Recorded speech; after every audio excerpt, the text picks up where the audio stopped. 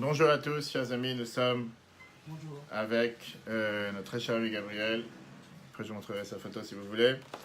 Aujourd'hui, on va parler d'un sujet passionnant dans le Tanya, bien sûr, qui est la suite de ce qu'on a vu jusqu'à présent. On venait de voir jusqu'à présent les premiers 11 chapitres. On va faire un résumé de qu'est-ce qu'ils nous ont appris pour se découvrir la personne, découvrir qui nous sommes. Mais aujourd'hui, on va passer totalement sur un autre registre qui est, on va découvrir le troisième personnage. Le personnage que la Chassidoute nous découvre, nous fait découvrir qui est en réalité qui nous sommes. On va dire la grande majorité du peuple juif. Et ça, c'est ce qu'on appelle le Beinoni. Le Beinoni, traduction, veut dire l'intermédiaire. 12e chapitre de Tanya. Vous pouvez suivre à l'intérieur si vous avez le Tanya à la maison. Et on va découvrir en deux mots la question qu'on se demande. Est-ce qu'on est capable de se contrôler? Est-ce qu'on a la possibilité de se contrôler? Ou bien c'est quelque chose qui est impossible, c'est quelque chose qui ne peut pas être fait. Et c'est ce qu'on va essayer de découvrir aujourd'hui dans ce cours merveilleux. Après qu'on a appris pendant longtemps les deux âmes, l'âme divine et l'âme animale, ça même c'était une nouveauté du Tanya, c'était une spécialité de la Chassidoute. Aujourd'hui on va voir ensemble quel est ce personnage du Beinoni. Qu'est-ce que ça veut dire ce personnage qui est appelé l'intermédiaire? On va dire la personne lambda, la personne comme chacun d'entre nous. Commençons avec une histoire, parce que c'est ça qu'on va débattre plus tard, dans le cours aujourd'hui.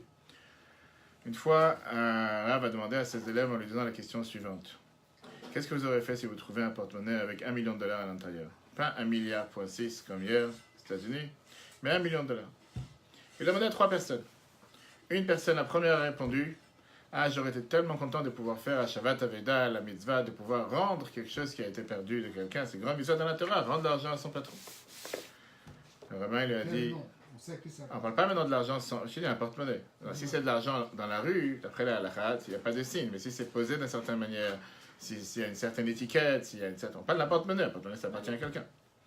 Donc le rabbin lui dit, est-ce que tu es un menteur? Parce que je suis garanti que tu aurais pris l'argent pour toi. Arrête de me tourner la tête comme si tu aurais mis l'argent de côté. Ok. Il demande à un deuxième, mais qu'est-ce que toi t'aurais fait? Fait quoi? Moi j'aurais regardé à droite, à gauche, j'ai vu qu'il n'y a personne qui me regarde, j'aurais pris l'argent pour moi. Il demande à une troisième personne. Et là, avant ça, le rabbin lui dit, si c'est comme ça, t'es un voleur, t'as pas honte. Tu trouves quelque chose qui t'appartient pas et tu le prends. Il demande à une troisième personne.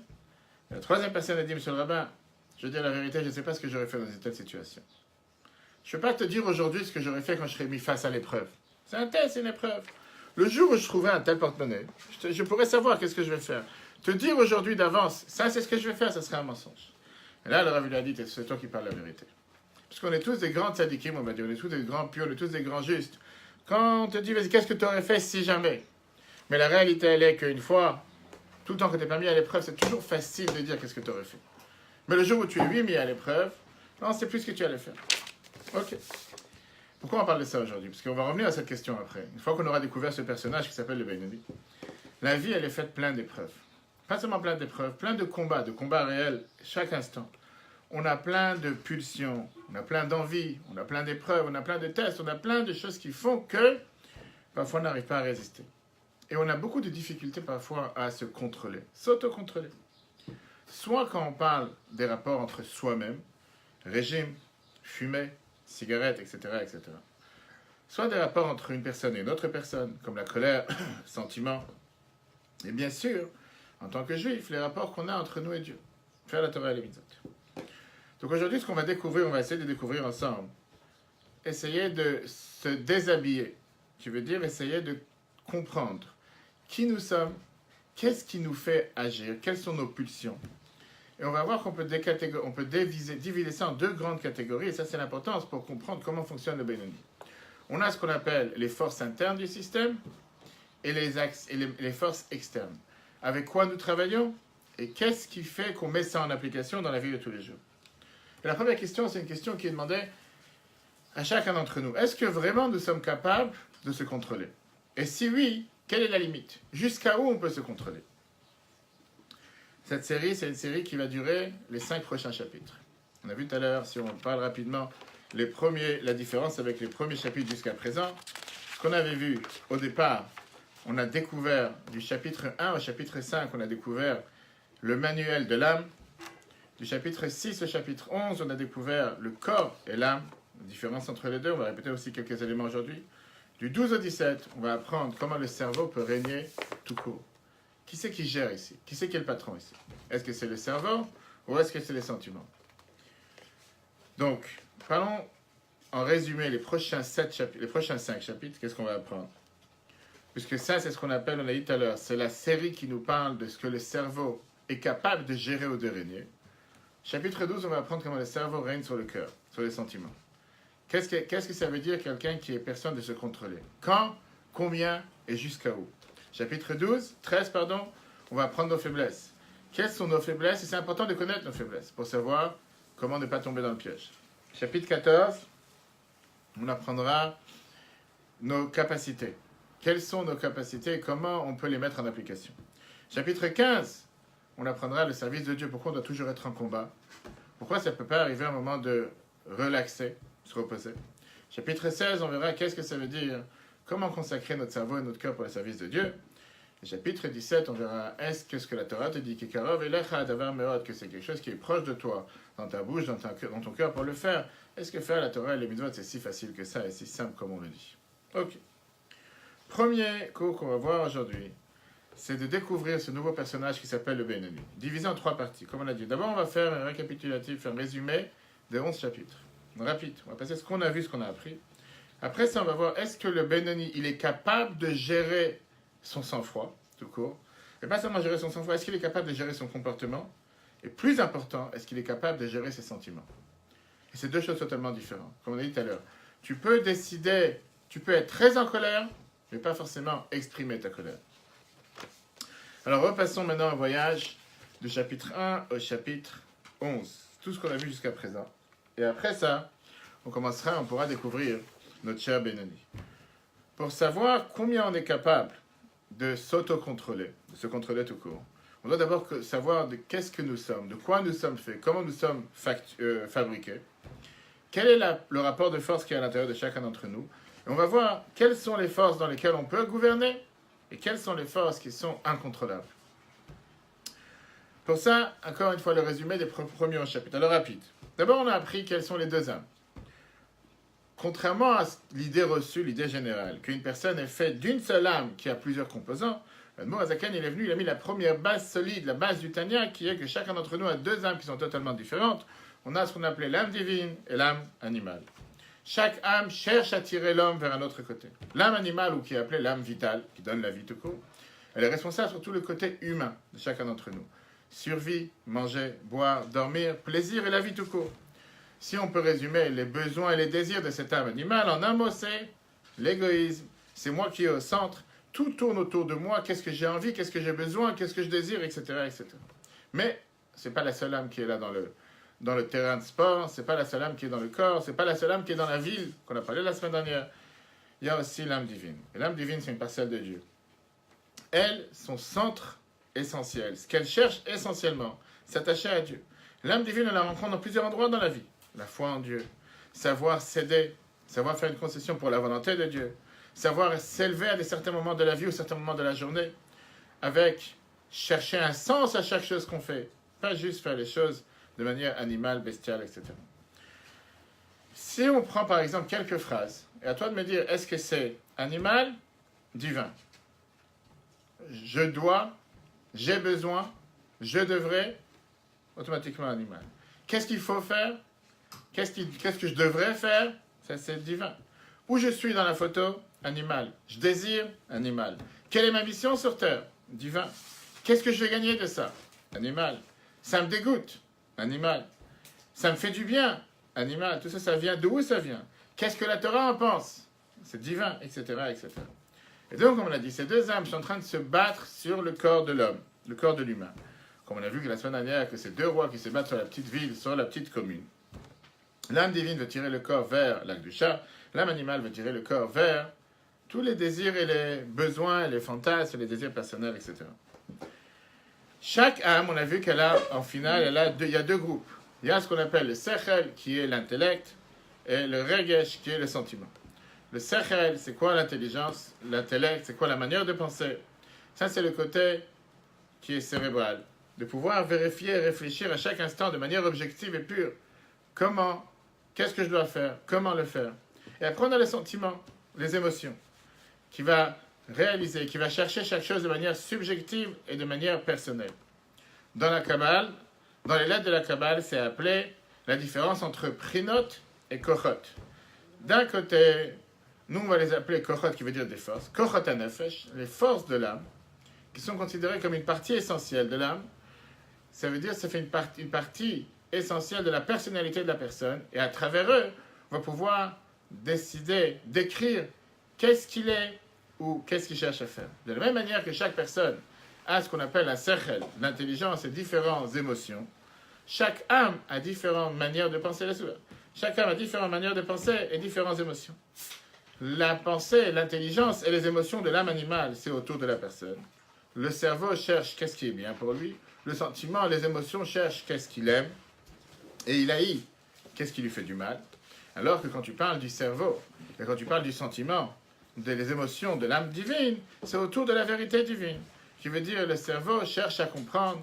Le cerveau cherche à comprendre pas seulement qu'est-ce qu'il faut faire, aimer ce que Dieu veut que je fasse, qu'est-ce qui est vraiment bien de faire, et haïr ce que Dieu ne veut pas que je fasse. Ça, c'était les fonctions générales que la personne a. Après, on est entré dans les détails des 3 différentes habits avec lesquels on s'exprime, qui sont Machashava, Dibur, Maaseh, la pensée, parole et action. Pensée, parole et action. On a expliqué que ça, ce sont les moyens par lesquels la personne s'exprime. La pensée, c'est je pense à l'intérieur de moi ce que je comprends et qu'est-ce que je ressens. La parole, je fais sortir à l'extérieur et je partage avec les autres mes pensées, mes sentiments. Et l'action, je mets en application ce que je comprends et ce que je ressens. D'après la Kabbale, on a vu longuement pourquoi ça s'appelle levushim, pourquoi ça s'appelle des habits. Et on a expliqué que la Torah, elle veut justement comparer les habits d'un être humain avec les habits de l'âme. Quelle différence entre les deux? C'est très simple. D'un côté, les habits d'une personne expriment, nous font découvrir qui est la personne. Tu vois, parce que quelqu'un qui est habillé en pompier, tu sais que c'est un pompier. Ben, ça se peut que c'est faux, mais la réalité, c'est qu'un pompier, il est habillé avec un habit de pompier. Tu vois un policier, tu vois que c'est un policier, une infirmière, tu vois que c'est une infirmière. Donc les habits te font découvrir qui est la personne. De l'autre côté, les habits sont superficiels à la personne, sont totalement extérieurs à la personne. C'est pas qui est la personne réellement. Quelle est la fonction de cette personne? Qu'est-ce que cette personne est en train de faire? Et c'est la raison pour laquelle tu peux très bien changer d'habit et après leur service de garde ou quoi que ce soit. Ils s'habillent en civil et dans la rue, tu ne sauras pas que c'est ni une infirmière, ni un pompier, ni un docteur, ni un policier. C'est exactement la même chose avec ce qu'on appelle les habits de l'âme. D'un côté, ça donne l'expression, ça laisse l'âme s'exprimer avec les sentiments et avec la tête. De l'autre côté, ça ne fait pas partie intégrale de l'âme. Ce sont des moyens extérieurs pour que l'âme puisse s'exprimer. Et c'est important de comprendre cette différence parce que tu as l'âme d'un côté et tu as les habits avec lesquels elle s'exprime. Et donc une personne peut très bien changer ses habits, se déshabiller de ses habits et prendre des autres habits. Par exemple, quand je prends l'habit de l'action, parce qu'on a dit penser, parole, action, l'habit de l'action, je peux très bien faire ou me retenir de faire. Je peux utiliser l'habit d'aller et faire ou ne pas le faire. Donc je peux changer d'habit. De l'autre côté, pareil, quand je parle de la parole, je peux parler ou me taire. C'est un habit que j'utilise, une force externe à la personne. Je peux décider de parler, je peux décider de ne pas parler. La pensée, je peux décider de penser une seule chose ou penser à une autre chose. Arrêter de penser, c'est impossible. La Torah nous dit qu'on pense sans arrêt. Mais tu peux penser une chose ou tu peux penser autre chose. Quand maintenant on va passer par plusieurs éléments, tu vas me dire de quoi on parle. Comportement, c'est des habits ou c'est une force? Comportement, c'est un habit, ça va dans l'action. L'amour, c'est plutôt une force, c'est un sentiment. Une souffrance, une peine, ça aussi, ça va dans un sentiment, c'est pas dans l'action. Quand tu parles des différentes émotions, sentiment. La haine, sentiment. Marcher, c'est plutôt un habit, l'action. Crier, c'est la parole. Comment on appelle ça? Les désirs et les plaisirs, sentiment. La logique, cerveau. Parler, la parole, etc., etc. Et ça, c'est la grande différence fondamentale entre les habits qui sont pensée, parole et acte et entre les forces, les moyens d'agir que le cerveau et les sentiments ont. Le cerveau et les émotions sont une partie intégrale de la personne. C'est une partie de moi-même, une partie de mon âme. Ce que je comprends, ce que je ressens, c'est une partie de qui je suis, de ma personnalité, de ma manière d'agir. Alors que les habits, c'est les moyens par lesquels j'exprime ce que je ressens. C'est extérieur à la personne. Ça ne fait pas partie de moi. Est-ce que c'est inné ou est-ce que c'est... Tu parles de quoi? Des habits? Non. Enfin, bien sûr que c'est inné. Tu as quelqu'un qui est beaucoup plus coléreux, quelqu'un qui est moins coléreux. Ça fait partie de la personne. Maintenant, la question, elle est... Par exemple, on va parler de la colère. On va prendre un exemple plus tard. Est-ce que tu exprimes cette colère ou tu ne l'exprimes pas? Tu as des gens qui peuvent être colérés toute leur vie, qui gardent à l'intérieur jusqu'à ce qu'en une cocotte minute, un jour ça explose. Mais pas forcément qu'ils vont savoir l'exprimer, ou pas forcément qu'ils veulent l'exprimer. Est-ce que c'est l'éducation, l'expérience, l'entourage? Pas forcément. qui fait que Pas forcément. Tu as au ça et démarrage, ça. on a Tu tous as un ça et ça. potentiel? Non, on a Ou tous est-ce un que potentiel d'aimer. Après, ça dépend quoi. Et on va tout de suite dans les détails. Une fois qu'on a compris c'est quoi le Torah Tanefesh, qui veut dire le manuel de l'âme, je redis l'âme pour les nuls, on a compris quelles sont les différentes âmes divine, âme animale, les habits que nous avons pour pouvoir s'exprimer, les moyens de s'exprimer, et l'âme tout court.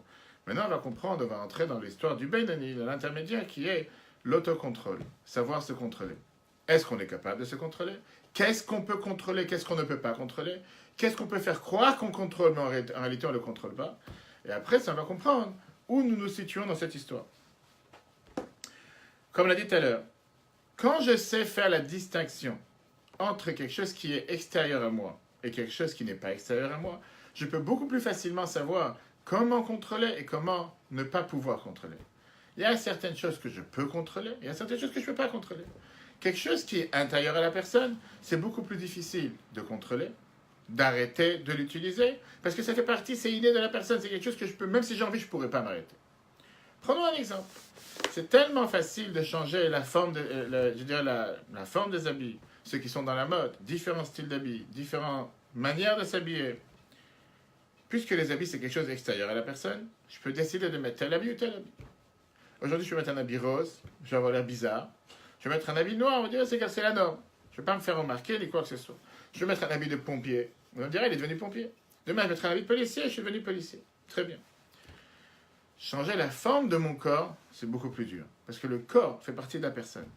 C'est beaucoup plus facile de changer des habitudes que j'ai acquises de l'extérieur que de changer le caractère avec lequel je suis né. Prenons maintenant comme l'Admorazaken le décrit, et après ça, on va prendre des exemples dans la vie réelle. L'Admorazaken a décrit ça de manière la plus claire et la plus explicite. Contrôler les habits, c'est quelque chose que tu as la possibilité de faire à 100%.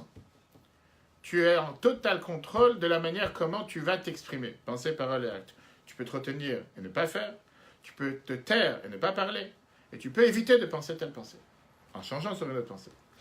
Contrôler nos forces internes, partielles.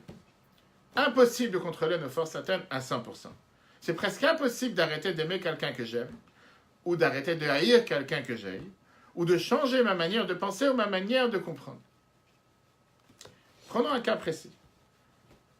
David aime fumer.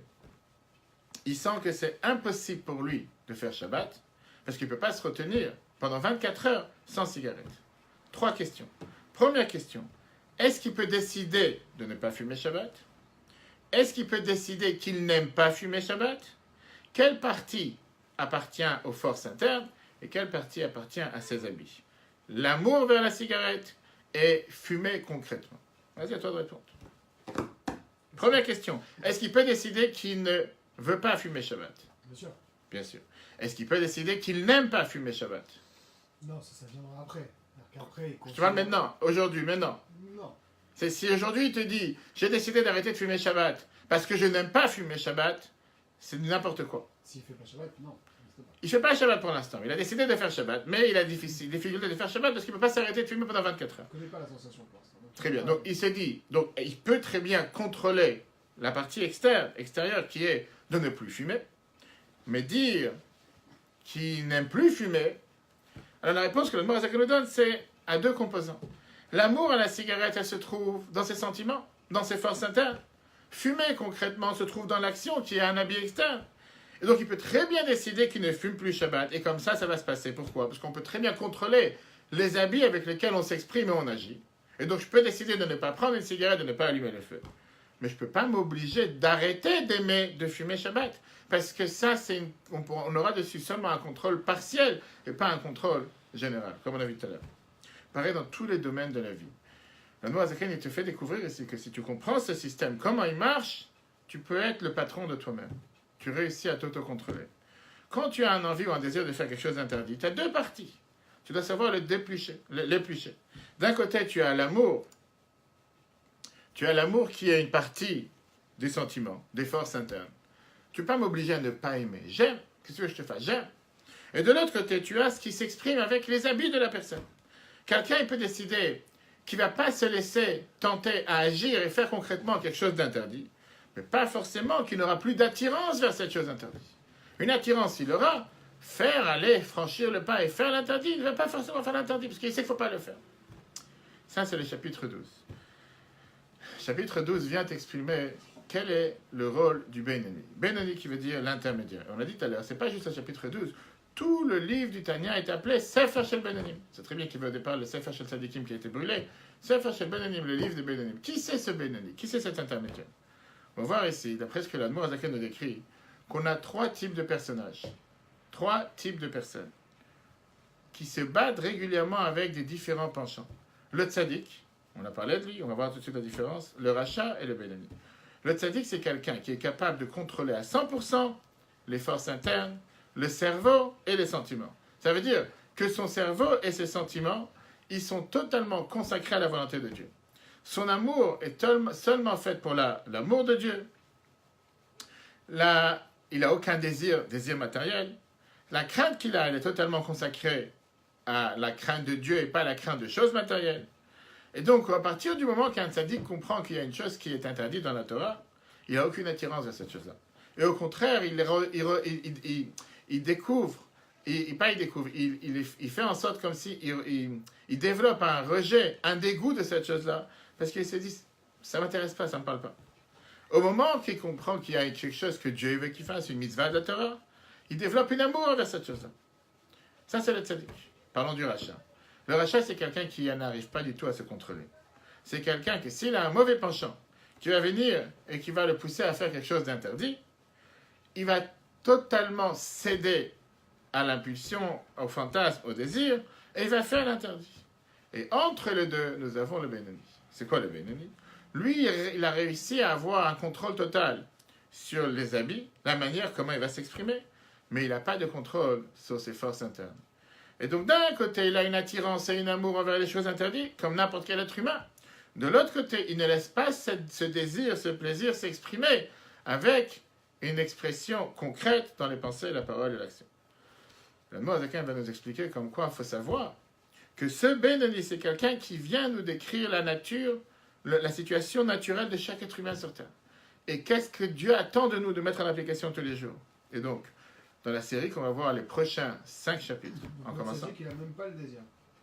Il a réussi à l'abattre, le désir. Comme je te dis, le fait qu'il sait que c'est quelque chose qui est contre la volonté de Dieu, il n'a aucune attirance vers cette chose-là.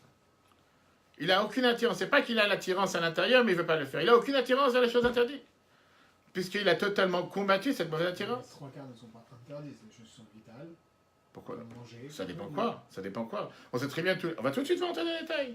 Comme je t'ai dit tout à l'heure, dire que cette personne ne veut plus fumer Shabbat, c'est un mensonge. Dire qu'une personne, on va tout de suite parler justement d'un Baal Tshuva. On va tout de suite voir. Et donc, quand on va parler du Benoni, on va comprendre comment nous sommes capables de gérer nos émotions, gérer nos forces internes, en se rappelant que certaines choses, je suis capable de gérer à 100%. Certaines choses, même si j'ai envie, je ne serai jamais capable de contrôler à 100%. Partiellement, mais pas à 100%. Et donc, au lieu de se battre avec le fond, battons-nous avec la forme. On va voir. Regardons maintenant, revenons à l'histoire du débat. Rappelle-toi qu'on a trouvé un porte-monnaie sur les rues de Ponto avec 1 million d'euros. On l'a demandé tout à l'heure. Mets les 3 personnages l'un en face de l'autre. Sadik, Racha et Benoni dans la rue, qu'ils ont trouvé ces porte-monnaies. Quelle est la réaction de chacun des 3? Mais la réponse elle est très simple. Le tzaddik, il va se dire tout de suite, la première idée, magnifique. Dieu m'a donné l'opportunité aujourd'hui de faire la mitzvah d'Ashavat Aveda. De vendre une perte qui appartient à quelqu'un, et il va courir aller faire. Qu'est-ce que je peux faire pour accomplir cette mitzvah? Très bien. Une seconde. Non, parce que c'était pas le tzaddik. Maintenant, si jamais quelqu'un va lui dire arrête tes bêtises, garde le porte-monnaie, tu viens de le trouver. Il va trembler, il va dire mais tu n'as même pas un rêve. Dieu m'a donné une mitzvah de rendre quelque chose qui ne m'appartient pas. Comment tu veux que je garde cette chose-là? Comme il dit, il ressent un rejet, un dégoût de quelque chose qui est contre une mitzvah. Le rachat, qui trouve ce porte-monnaie, lui, il va regarder à droite, à gauche. Il va dire il n'y a personne qui regarde. Magnifique, je viens de faire 1 million d'euros, laisse-moi tranquille. Et met le porte-monnaie dans la poche. Ça ne va même pas lui venir à l'idée, la mitzvah, de rendre quelque chose qui a été perdu. Viens, le Benoni qui est chacun d'entre nous.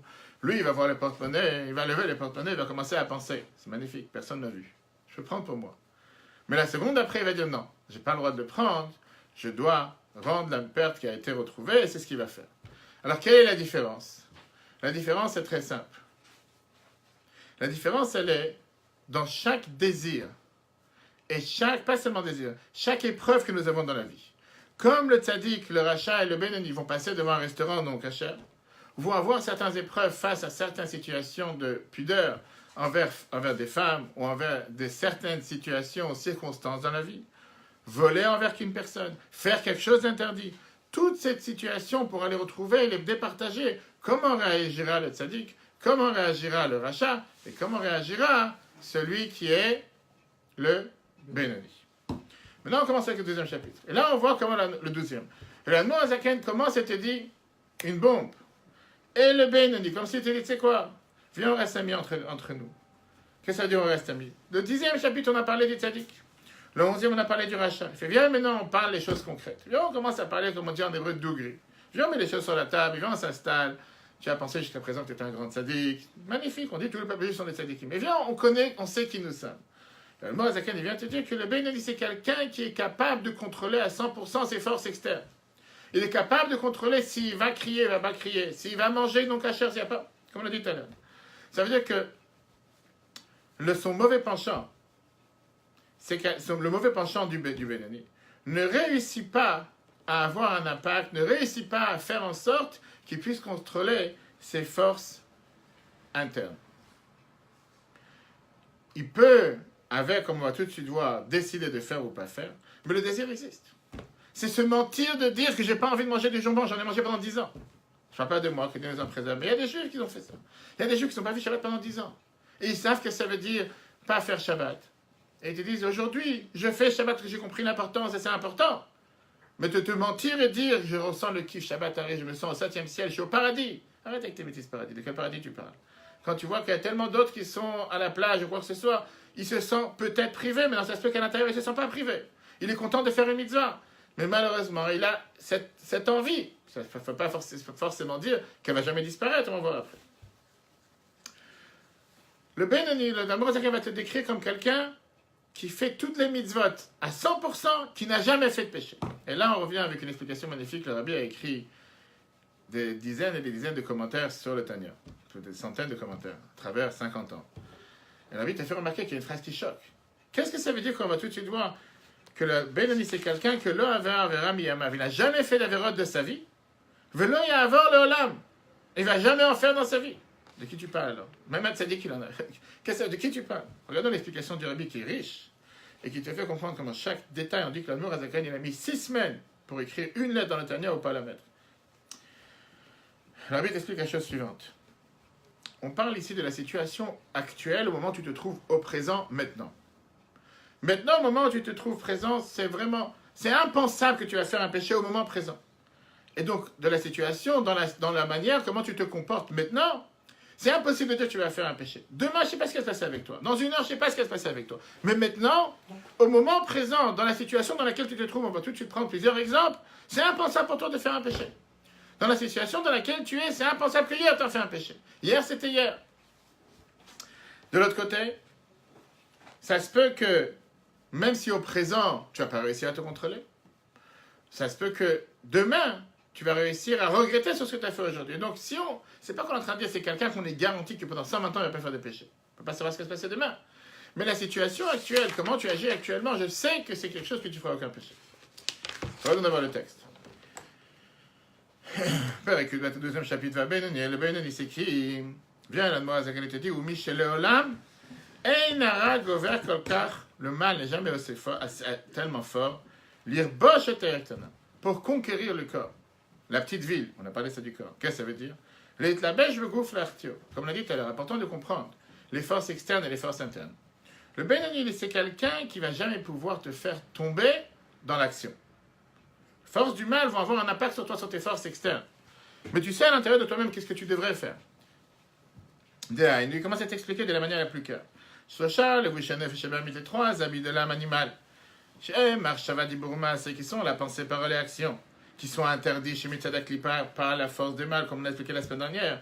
En Govrimbo, ils ne vont pas pouvoir surmonter, être beaucoup plus forts, Nefesh et le Kit sur l'âme divine, les tlabèches pour s'habiller dans le corps, bagouf, bamoar, dans la pensée, avoir une mauvaise pensée, une pensée interdite, bapé, avoir une parole interdite, ou bishar, amach, evarim, avec les autres de 148 membres, des choses interdites, les artiam, pour le faire fauter, ou le tamam, pour les rendre impurs, chas shalom, que Dieu nous en préserve, rak. Alors c'est quoi le problème? Si c'est comme ça, là tu vas me décrire un tzaddik, parfait, il ne fait aucune erreur, il ne pourra jamais penser du mal, parler du mal, faire du mal. Shlosha, le bouchen, nefesh, elokit, em levada mitlabshim begouf. Eux seuls s'habillent et agissent dans le corps. Shem, Marshava Dibouruma, c'est que c'est la pensée, la parole et l'action de quoi? Shel Tayang, Mizot Torah, les 613 Mizot de la Torah. Velo Avar Avera Miyamav. C'est quelqu'un qui n'a fait aucun péché de sa vie. Velo Yavar Leolam, il ne fera aucun péché dans sa vie.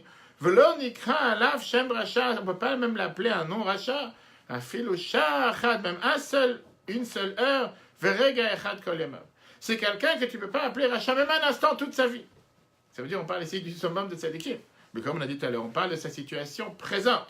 Au moment présent, c'est quelqu'un que c'est impensable qu'il va faire un péché. Sauf qu'il n'y a pas que lui, il n'y a pas que l'âme divine qui existe. Et ça, c'est le X, si on peut dire. Parce que tu as aussi l'âme animale qui est là. Alors, au moment présent, quand tu es en plein extase, tu es en plein kippour, tu es en plein Shabbat, tu es en plein prière, tu es en plein Brit Mila, tu es en plein, je sais pas, mariage, Choupa, va savoir. La personne se dit qu'il est sur le 7e ciel, que c'est jamais tombé. Mais le moment où le concert est terminé, tu retombes dans la déprime. Pourquoi tu viens de danser pendant 2 heures comme un fou avec 50 000 personnes en train de chanter et crier? Pourquoi tu es retombé dans la déprime? Le concert il est terminé.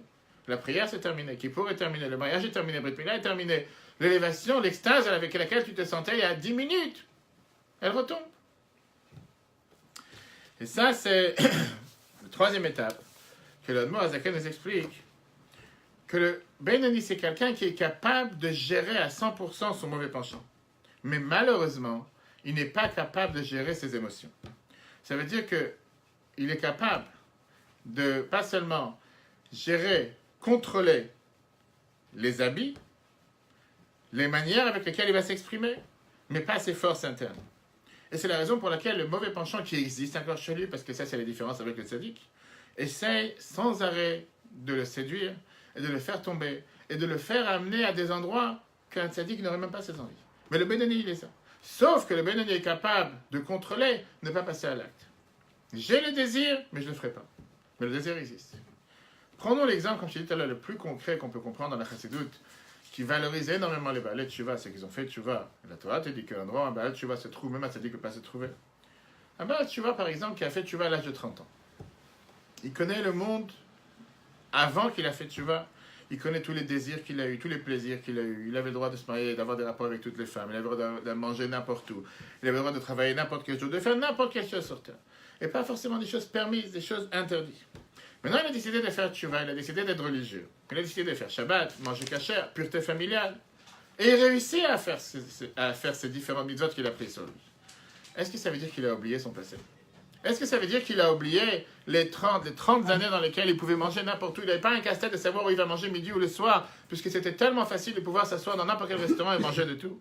Est-ce que ça veut dire qu'il a oublié que le samedi c'était un jour de sortie ou un jour de shopping ou un jour où il allait s'asseoir dans les plus beaux restaurants ou dans les plus grands parcs ou à la plage? Il n'a pas oublié. Quand il est assis à la table de Shabbat, il a à l'intérieur de lui un envie, un sentiment. Regarde, il y a un match ce soir, il y a un film ce soir, il y a une série qui est en train de passer juste ce soir, 23h vendredi soir. Pourquoi ça devait passer ce soir? Pourquoi ça ne va pas passer demain soir? Pourquoi pas hier soir? Il va peut-être ça demander à un ami non juif. Je t'en supplie, enregistre-moi la série, j'ai pas envie de la rater. Peut-être. Quand il mange à manger kasher, il se rappelle, il dit, tu sais quoi? Moi je me rappelle dans mon passé, j'étais au même restaurant avec des sushis de l'autre côté de la rue. Quand je te dis que là-bas je payais moitié prix, et le goût de ces sushis n'a rien à voir avec ce que je suis en train de manger aujourd'hui. Et tu peux passer comme ça dans tous les domaines de la vie. Donc d'un côté, il va gérer, il va contrôler ses sentiments, ses manières d'agir, mais ses désirs qui sont internes, il va les gérer. Et c'est malheureusement parfois cette fragilisation de cette corde qui est si fine que parfois des gens tombent. Parce qu'il y a tellement d'un côté les pulsions, les envies, les désirs qui existent, et de l'autre côté, sans arrêt, s'auto-contrôler en disant « Non, je peux pas, non, je dois pas, non ». Tu sais, à la fin, quelqu'un il déprime, il dit « Sois tranquille, j'en peux plus ». On va tout de suite, attends, on a 5 chapitres, attends, on va commencer le Benoni, une seconde, tu peux pas te prendre sur un pied. Mais non, comme on l'a dit tout à l'heure, ça c'est le côté mal. Mais il y a aussi le côté positif. Le côté positif, c'est qu'au final, il a aussi des moments d'extase qui sont une explosion du Yetzer Tov, du bon côté, qui le remplit entièrement à tel point que le Yetzer Hara n'existe plus. C'est même pas un moment dans lequel le Yetzer Hara va venir le voir. Chacun d'entre nous, on a ces différents moments. Comme on était là, tu peux avoir quelqu'un qui est tellement parfois à fond dans ce qu'il est en train de faire, peu importe ce qu'il fait, en train de rédiger un dossier, une conférence, peu importe ce qu'il fait, qu'il ne ressent plus aucun désir ni aucun besoin, ni de manger, ni de fatigue, ni affamé, rien. Il est tellement concentré dans ce qu'il fait, c'est qu'il est dans un autre monde. Ça se fait que 2 heures avant, il était totalement fatigué, il n'avait plus de force. Il est obligé de faire une certaine chose, comme s'il n'est plus là.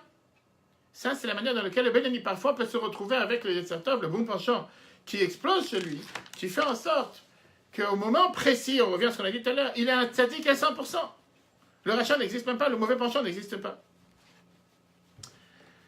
À ce moment-là, la seule chose qui l'intéresse, la seule chose qui l'inquiète, c'est seulement de pouvoir s'attacher à Dieu.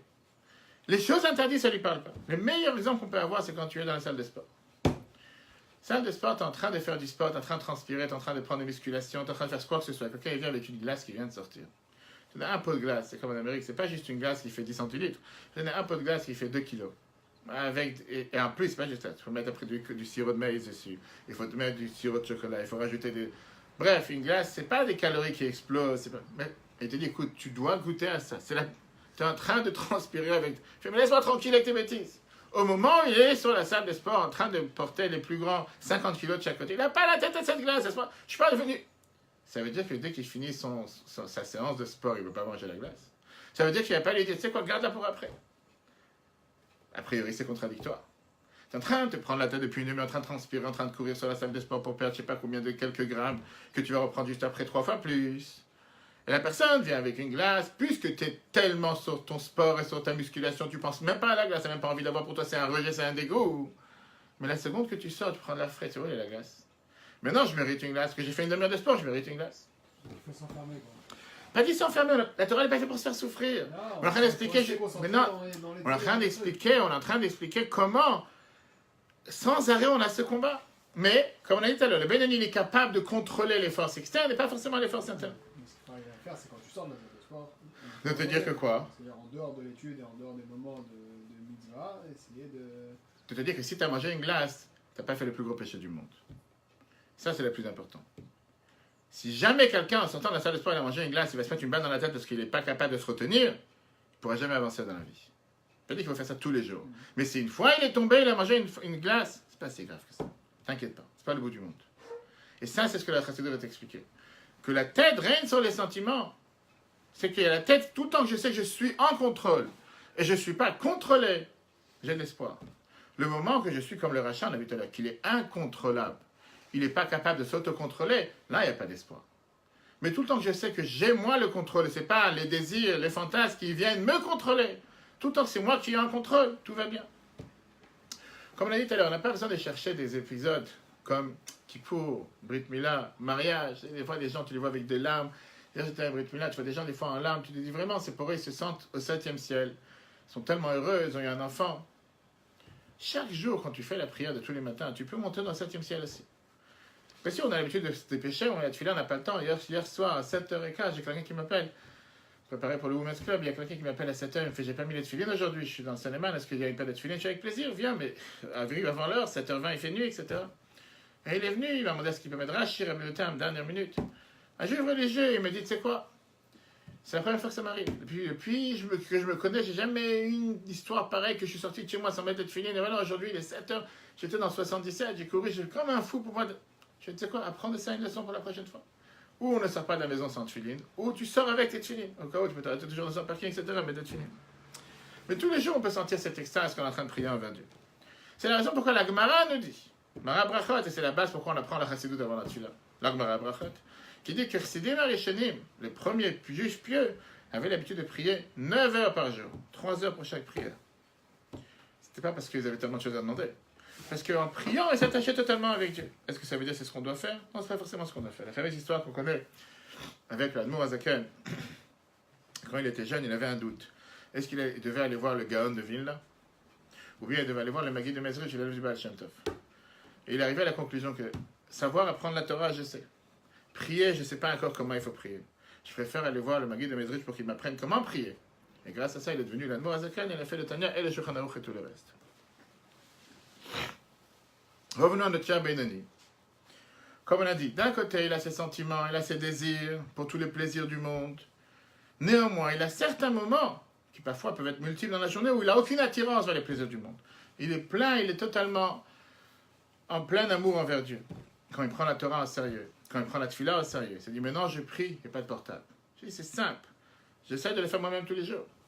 Tu prends ton portable, tu peux te dire, c'est Shabbat. La Torah te dit, maintenant tu es en train de prier, c'est Shabbat. Le monde peut exploser, qu'est-ce que j'en ai à faire? Maintenant je suis en train de parler à Dieu, je suis en rendez-vous avec Dieu, le portable il est éteint, il ne marche pas.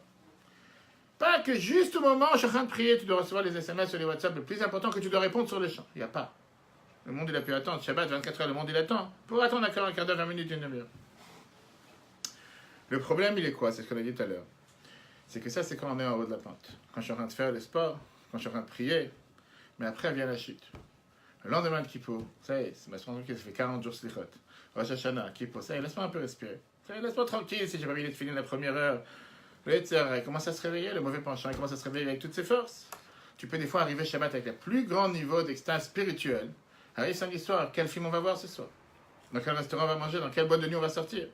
Tu peux fermer les yeux dans Shema Israël pour la plus belle prière en te consacrant, en réfléchissant à qu'est-ce que Dieu il a fait pour nous sur terre. Et tu ouvres les yeux, tu vois le grand monde et tout ce qui se passe aux alentours. Et ce problème, c'est un problème qui se passe à l'intérieur de chacun d'entre nous. Chez le Benoni, ça se passe tous les jours après la prière. Au moment de la prière, il est plein d'extase et d'amour envers Dieu. Aucun désir, aucun plaisir peut arriver pour le faire tomber. Mais une fois que se termine la prière, tout d'un coup, il sort dans la rue et il commence à visiter le monde et les choses profanes. Et là, qu'est-ce qui se passe? C'est comme si pendant la prière, il était sous une anesthésie générale. Mais une fois que l'anesthésie elle part, il commence à ressentir les douleurs, il commence à ressentir ce qu'il ressentait toute la journée. Et tout d'un coup, le problème, c'est que là, on peut le faire descendre jusqu'à faire des choses interdites. Des envies interdites, comme s'il n'avait pas du tout prié ce matin. Et la question, comment est-ce possible un tel paradoxe? Comment est-ce possible un tel contraste? Il y a à peine une heure, tu étais en train de prier, tu étais au niveau le plus élevé spirituellement parlant. Et tu arrives maintenant, 10 minutes après, parce que tu as eu une telle rencontre. Tout d'un coup, tu tombes tellement bas. Bien sûr que la transaction entre le spirituel et le matériel, entre le monde saint, Kodesh, et le monde profane, ça peut faire du fois du mal. Comme je l'ai dit tout à l'heure, on marche sur une corde très très fine. La nouveauté du Benoni, c'est que malgré qu'il tombe, ce qui tombe est divisé en deux. Il aura les envies, il aura les désirs, il aura les fantasmes, mais il n'ira pas à l'action. Ça, c'est la différence avec le rachat. Chez le tzaddik, il n'a même pas ses désirs, il n'a même pas ses envies, il n'a même pas ses fantasmes. Chez le rachat, il n'y a pas de corde, d'accord, de les casser depuis longtemps. Pour l'instant. Ça se peut que la même journée va devenir aussi Benoni, tu peux passer des différentes phases tous les jours. Le Benoni, il est capable de te faire en sorte que tu auras les désirs, tu auras les plaisirs, tu auras les fantasmes, mais il ne va pas passer à l'action. Et là, on va voir comment l'Admor Azaken le décrit. Il te dit comme ça, que le Benoni, en règle générale, il ne peut pas contrôler, comme on l'a dit tout à l'heure, à 100%, ses désirs, ses émotions. Il ressent un plaisir pour les choses matérielles, il ressent un plaisir et un désir pour les choses du monde, choses permises et choses interdites. Mais au moment où il va avoir une telle élévation spirituelle, il va se remplir avec tellement de sentiments pour la Gdusha que même s'il n'a pas réussi à chasser le mal, à chasser le mauvais penchant, parce qu'il était totalement anesthésié, après la tefila, quand le Yetzer se réveille, il va dire, tu sais quoi, j'ai l'envie, mais passons à autre chose. Regarde comment il le décrit, ça c'est toute la page. C'est quoi l'essence même de l'âme divine, Shen et sa prénotaire qui sont ces 10 forces. Les trois, on l'a vu tout à l'heure. Shen et sa prénotaire ici. Non, ici. On était tout à l'heure. On était chez Koliamav. Exactement. Shen et sa prénotaire qui sont les 10 forces, les 3 forces du cerveau et les 7 forces des sentiments, des émotions. Comme on l'a dit tout à l'heure, c'est pas seulement eux qui gèrent et qui contrôlent la petite ville, la petite commune qui est le corps de l'homme.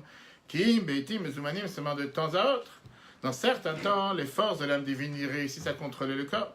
Par exemple, que Mobishat, quand tu fais le chemin ou la tefila, chez Ishat, Mochin de Gadlut, le malak, c'est une situation dans laquelle tu as un réveil, tu as une révélation divine supérieure.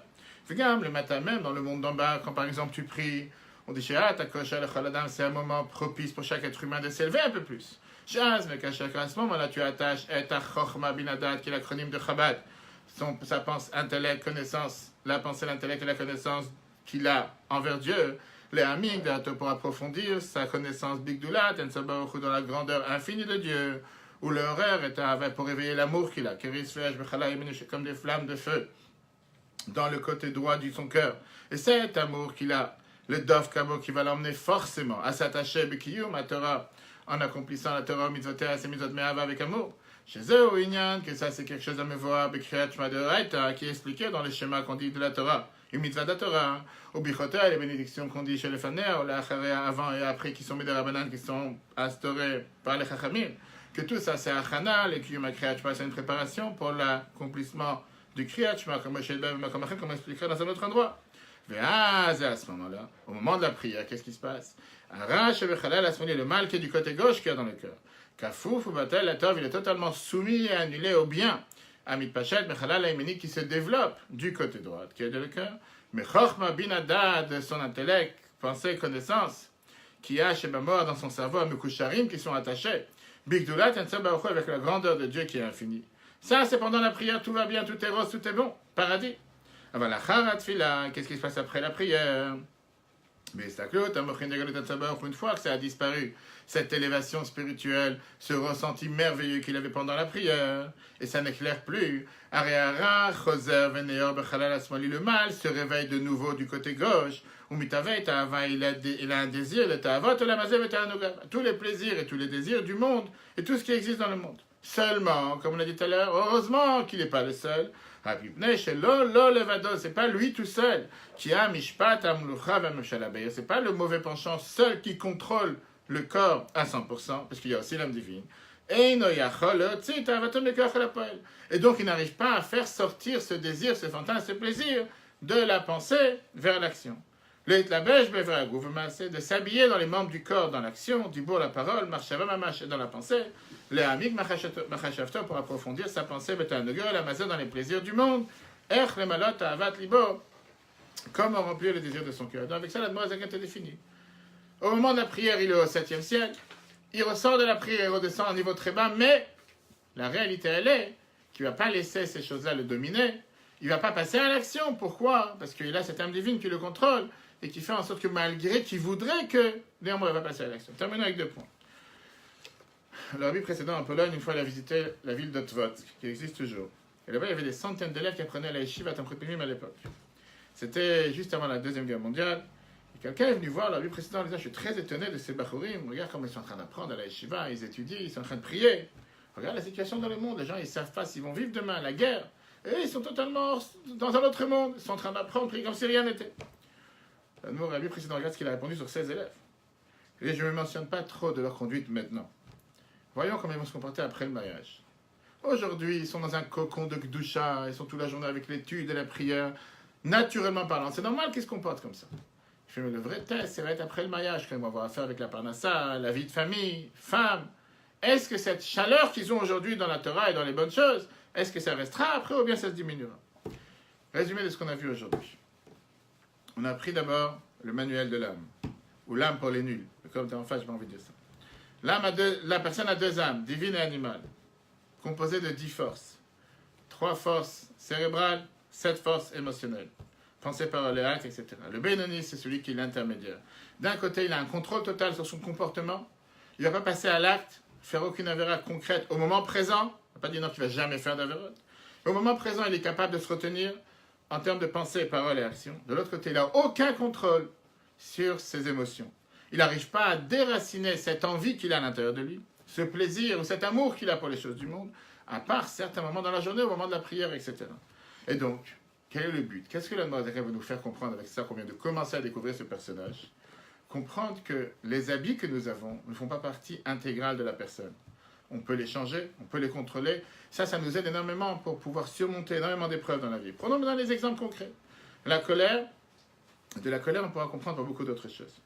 On s'énerve tous, tout le temps. Il y en a qui s'énervent plus, il y en a qui s'énervent moins. Parfois, la colère, elle est tellement forte que tu penses que tu ne peux pas gérer la colère. La colère peut parfois t'envahir, peut parfois t'anéantir, peut parfois t'avaler, peut parfois sortir à l'extérieur de manière tellement difficile, à tel point que parfois tu vas ouvrir la bouche et dire des choses qui ne sont pas du tout aptes à dire, ou faire des choses qui sont totalement pas normales parce que tu es en colère, et après tu regrettes, mais des fois c'est trop tard, d'après ce qu'on a appris. Le sentiment de la colère lui-même, je ne pourrais pas le gérer. C'est parfois dur à gérer. Pourquoi? Parce que ça fait partie des forces internes de la personne. J'ai le droit d'être en colère. Par contre, est-ce que je dois exprimer ma colère? Ça, j'ai sur ça un contrôle total, pas partiel, pour se dire que même si je suis en colère, pas forcément je dois exprimer ma colère. Et donc, qu'est-ce que je fais? Je peux très bien, dans la parole, fermer la bouche. Et donc, je n'exprimerai pas ma colère. Je peux changer la parole, décider à la place de parler de manière coléreuse, je vais parler de manière beaucoup plus raffinée. Je peux décider de me déshabiller avec l'habit de l'action et me retenir, ne pas faire ce que j'aurais voulu faire parce que je suis en colère. Et donc, je vais faire comme si, par exemple, la personne ne m'a rien fait. Même si à l'intérieur, je suis en train de bouillir, mais je ne vais pas agir comme j'aurais dû agir. Et la prochaine fois que je vais être en colère, je vais réfléchir un instant et je vais me dire, est-ce que je vais m'habiller avec les habits corrects, pensée, parole et acte, et pas me laisser entraîner par la colère. Ça, c'était la première moitié du chapitre 8 bête. Le prochain cours, si tu veux, on verra, est-ce qu'on a vraiment la capacité de détruire nos démons internes et de pouvoir les contrôler. Et ça, on verra la prochaine fois, en commençant à développer ce que la chassidoute agit de manière si magnifique à développer à travers tous ces derniers 300 ans. La capacité de se dire que nous ne sommes pas des animaux et qu'on a Moach, Shalit à la lèvre, on a le cerveau qui règne sur les sentiments. Le cours sera en replay sur l'application eTorah, E-T-O-R-A-H, dans quelques instants. Et en attendant, chers amis, très bonne journée à tous. Et Dieu veut le prochain cours à 18h30, on va travailler des étudiants à Paris, avec les étudiants dans lesquels on parlera sur l'importance de l'allumage des bougies pour les femmes et les filles. Suite à la semaine prochaine, la paracha Chaïsara, comment se fait-il que pendant qu'Abraham est resté tout seul sans sa femme, le miracle ne s'est pas passé, il y avait le miracle quand sa femme était la Sarah, et le miracle s'est reproduit avec Rivka qui avait 3 ans. Si Dieu veut, à l'heure à 18h30. Très bonne journée, partagez le cours et téléchargez l'application eTorah. Kol Tov et à bientôt.